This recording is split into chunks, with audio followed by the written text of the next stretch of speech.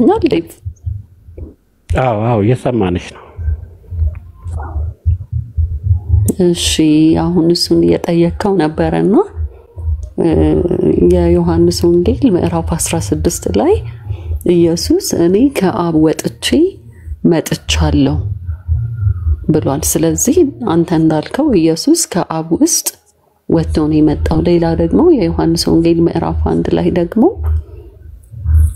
ቃልም ሥጋ ሆነ ጸጋና እውነትን ተመልቶ በእኛ አደረ፣ እግዚአብሔርን ያየው አንድስ እንኳን የለም፣ አንድ ልጁ እርሱ ተረከው ይላል። ስለዚህ ኢየሱስ የአላህ ወይም የአብ ቃል ነው።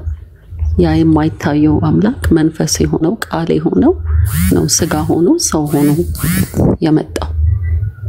ይሄ ማለት እግዚአብሔር ሶስት ነው ማለት ሳይሆን ያው የኔ ድምጽ እኔ አሁን ድምጼ እናንተ እየሰማችሁ ነው፣ ኢምፐርሰን ግን እያያችሁኝ አይደለም። ስለዚህ ሰምዳይ ብታዩኝ ወይ ደግሞ ቪዲዮ ኦን አድርጌ ብታዩኝ በኦዲዮ የምትሰሙት ድምጽና በቪዲዮ የምታዩት እኔነቴ የተለያየ አይደለም። አብ ማለት ቃል ነው፣ በስጋ አልተገለጠም። ነገር ግን በአዲስ ኪዳን ደግሞ መልአኩ ቅዱስ ገብርኤል ለድንግል ማርያም ወንድ ልጅ ትወልጃለሽ ስሙን ኢየሱስ ትይዋለሽ ሕዝቡን ሁሉ ከኃጢአት ያድናቸዋል ያላት ትንቢት ያው እንደ ሰው ጠይቃለች። ወንድ አላውቅም ብላለች፣ ግን መንፈስ ቅዱስ ይጸልልብሻል የልዑል ኃይል ያድርብሻል ሲላ አሜን እኔ ጌታ ባሪያ ነኝ እንደ ቃል ይሁንብኝ ስትል ቃል በማህፀኗ ሥጋ ሆኗል። ስለዚህ መለኮታዊ ማንነት ያለው ሰው ነው ኢየሱስ። እንደኔ እንደናንተ አይነት ሳይሆን እኛ ከወንድና ከሴት ፈቃድ የተወለድን፣ እሱ ግን በአሜን በይሁን ሰማይና ምድር በተፈጠረበት በዛ ቃል አሜን ስትል ነው ቃል ነው ሥጋ የሆነው። ስለዚህ ከአብ ውስጥ ወጥቼ መጥቻለሁ። አሁን አንተ ኢየሱስ ከእግዚአብሔር ውስጥ ነው ወይ የወጣው ወይስ እንደው አጠገቡ ነው ያለው ያልክ ስትጠይቅ ነበር። ስለዚህ ባይብል ስለሆነ ማስረጃችን ያው ሶስት አምላክ አናመልክም፣ አንድ ነው አምላክ ግን በሶስት መንገድ ተገልጧል። አብ ወልድ መንፈስ ቅዱስ አንድ አምላክ ብለን ስለምናምን ማለት ነው። ይሄ ነው። ጥያቄ ካላችሁ መልሳለሁ። የሥላሴ አማኝ ነሽ?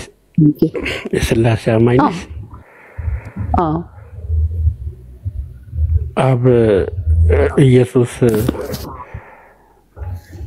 አብ እኩል ይቀድማል ማለት አብ ይቀድማል ማለት ነው ከኢየሱስ ከውስጡ ነው የወጣው ስትይ ይቀድማል ማለት ነው። ምን መሰለህ ወይ የነበረ ነው ማለት ዴቭ አሁን እኮ በራሴ የተናገርኩኝ ነበር። አሁን እኔ በኦዲዮ ነው ማውራው፣ ቪዲዮ ኦን አላደረኩም። ድምጼን እየሰማችሁኝ ነው።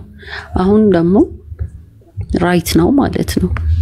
ቪዲዮ ደግሞ ኦን ባደርግ እኔን ፊዚካሊ ታዩኛላችሁ። እኔና የኔ ድምጽ የተለያየንን እንዴ? አይደለንም። ኢቭን ደግሞ በአካል ኢምፐርሰን ሰምዌር ደግሞ ብንገናኝ ደግሞ ስቲል እኔ ነኝ።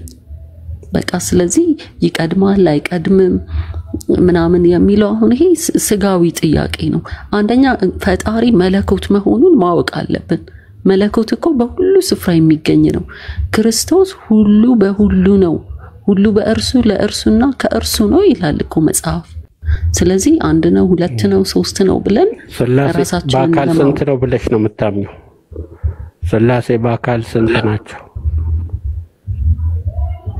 በስም በአካል በግብር ሶስት በመለኮት በአገዛዝ በስልጣን አንድ የሚል ትምህርት አለ የቤተ ክርስቲያን ትምህርት። ይሄ ማለት ግን በአካል ስንት ናቸው? ሶስት አካል አሁን ይኸውልህ እዚህ ጋር ቤተ ክርስቲያን ውስጥ ራሱ በአካል የሚለው አካል ስንል ሥጋዊ አካልን አይደለም ብለው ያስረዳሉ ቤተ ክርስቲያን ውስጥ። ለምን ብትል በሰማይ አንድ ዙፋን በአካል ስንት ናቸው ነው ያልኩሽ። በአካል ሶስት ናቸው ሥላሴ ሶስት በአካል ሶስት ከሆኑ እኮ ከመጀመሪያው ሶስት አልነበሩም ማለት ነው። አንድ ውስጥ ነው የነበሩት ሶስቱ። እንዴት ነው ታዲያ? አይ በአካል እሺ ላስረዳ። በአካል ሶስት ሲባል ሶስት ሥጋ የለበሰ አምላክ ዙፋን ላይ የተቀመጠ ለማለት እኮ አይደለም። ሶስት ማለት አካል ማለት አካል ሲሉ ሥጋ የለበሰ አካል የሚለውን ለመግለጽ ሳይሆን ሶስቱም የተገለጡበት በሶስት አይነት መንገድ ስለተገለጠ ያንን ነው አካል የሚሉት እንጂ ራእይ መጽሐፍ ላይም እግዚአብሔር አንድ እንደሆነ ይናገራል፣ በሰማይ ዙፋን አንድ እንደሆነ ይናገራል። አካል ሶስት ሲባል ሶስት እግዚአብሔር በሰማይ አለ ማለት አይደል። የትኛውም ሰው ሶስት ዙፋን አለ በሰማይ ብለው አያምንም። ኢቭን ኦርቶዶክስም ቢሆን እንደዛ ፐርሰን ነው እኮ ሶስቱ የተነጣጠሉ መሆናቸውን ለማሳየት አይደል? ሶስቱ አብ ኢየሱስ አይደለም። አንተ ያልከው ነገር ሜክስ አይደለም። አንተ አሁን የምትጠይቀው ጥያቄ ትክክል ነው። ለምን አካል ሲባል የሆነ ልክ በቃ እኔ በአካል ሳምባዲ ልክ ሶስት ሰው እንዳለም ጥያቄ ይፈጥራል ይሄ ነገር። ግን ቤተክርስቲያን ግን ኦርቶዶክስም ይሁን ፕሮቴስታንትም ጋር ብትሄድና ብትጠይቅ ግን አካል ስንል ሶስት እግዚአብሔር እያለን አይደለም። ሶስቱም ስራቸውን የሰሩበትን መንገድ ለመግለጥ ነው እንጂ የሚሉ ሶስት አካል የሚለው ፐርሰንን ወይም ስጋ የለበሰን በዙፋን ላይ የተቀመጠ ሶስት አምላክን ለመግለጥ አይደለም።